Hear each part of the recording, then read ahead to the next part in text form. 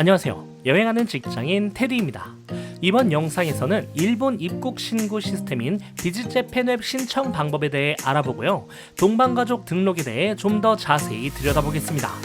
미성년자 아이 또는 전자 시스템이 익숙하지 않으신 어르신분들과 함께 여행하시는 분들은 자세히 봐주세요.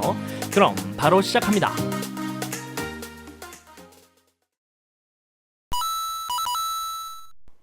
먼저 비즈재팬 웹이란 일본 전자 입국 신고 시스템인데요. 필수 사항은 아닙니다.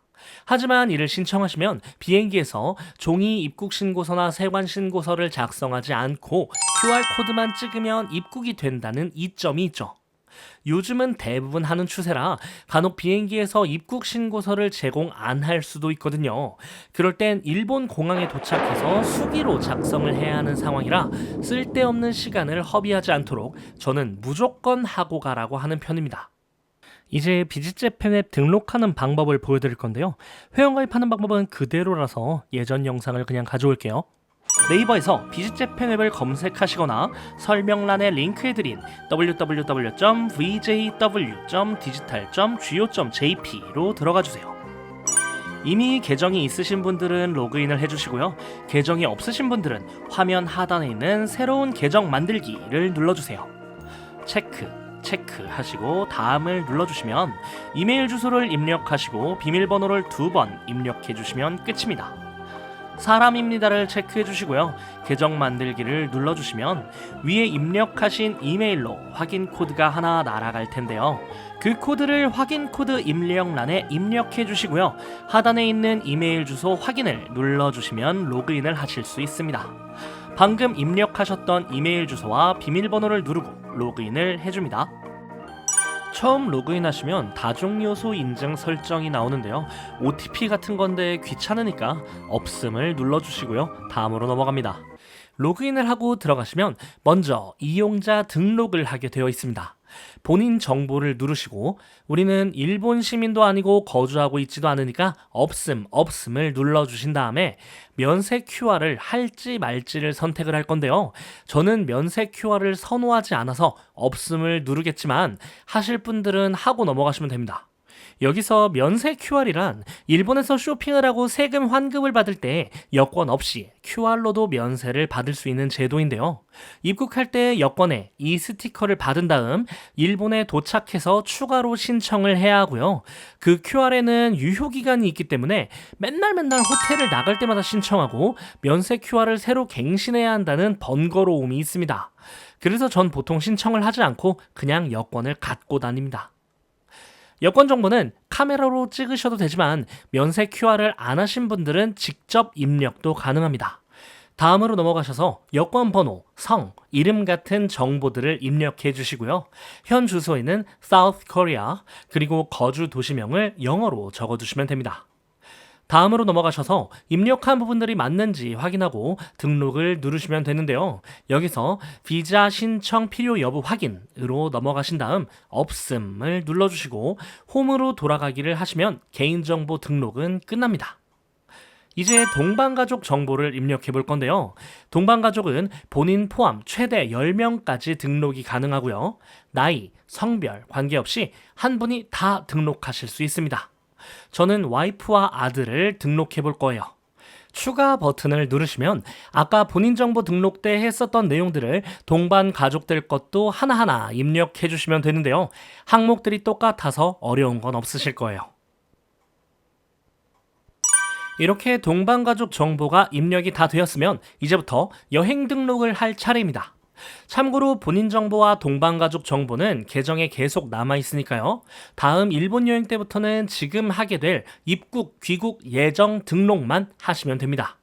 입국, 귀국, 예정, 신규 등록 버튼을 누르시면 저처럼 비즈재팬 앱으로 일본을 가신 적이 있으시면 그 여행들이 예시로 뜨는데요.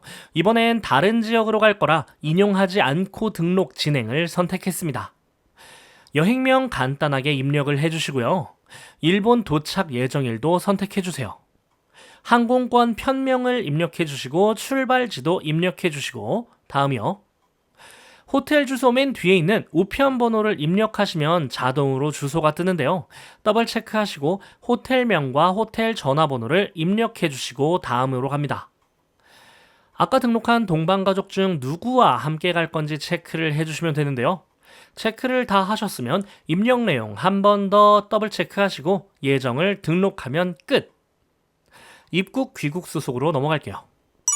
비자는 없으니까 넘어가고 검역을 눌러서 없음 선택해 주시고요. 입국 심사 및 세관 신고로 넘어갑니다. 처음 두 페이지는 아까 입력한 일본 입국 방법과 체류 장소가 자동으로 딸려오니까요. 다음 눌러주시면 되고요.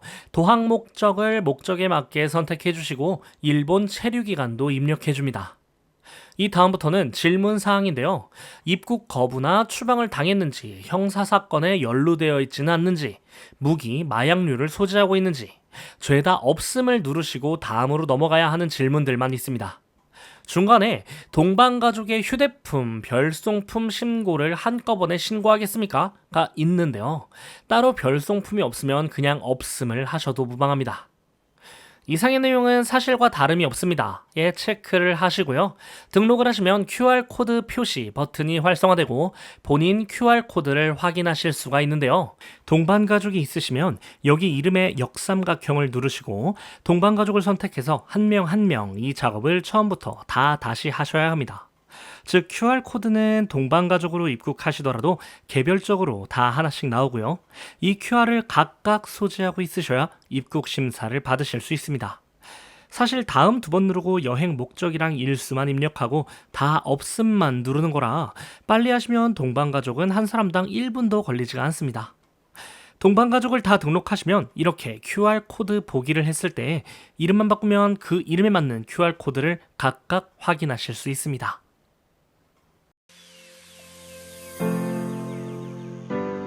지금까지 동반가족이 있을 경우에는 어떻게 해야 하는지 집중적으로 알아본 비짓재팬 웹 영상이었습니다. 와이프랑 둘이 있었을 땐 동반가족 같은 건 알아보지도 않고 몰라 귀찮으니까 따로 해 이렇게 했었는데 아이가 생기니까 알아봐야 할 게 더 많아지는 것 같네요. 참고로 일본 도착해서 인터넷 연결이 잘 안 될 수도 있으니까요. 미리 한국에서 QR코드 스크린샷 찍어두시면 일본 입국 심사를 편하게 하실 수 있습니다. 저는 이번 9월, 11월 각각 후쿠오카랑 오키나와 해외여행이 준비되어 있는데 아이와 함께 떠나는 여행이라 뭔가 시행착오가 있을 것 같지만 2돌 미만 아이와 떠나는 여행 컨셉으로 한번 다녀와 보겠습니다. 지금까지 여행하는 직장인 테디였고요. 시청해주셔서 감사합니다.